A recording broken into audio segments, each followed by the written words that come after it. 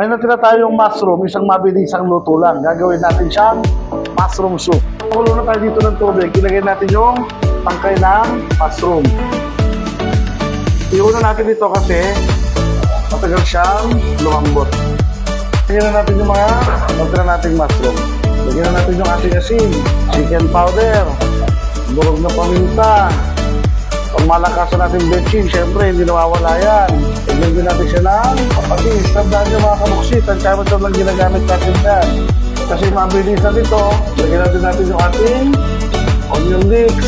Lagyan din natin siya ng wansoy. Kung wala kayong wansoy kahit celery, pwede. Tuloyin lang natin. Pag nilagyan na natin yung itlog, patay na natin yung apoy. Pwede na to.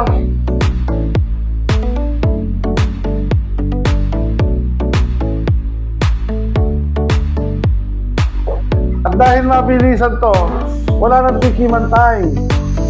Kainan na! Ito na yung mga naluto natin na mushroom. Kainin na natin. Tara! Try nyo to mga kabuksit.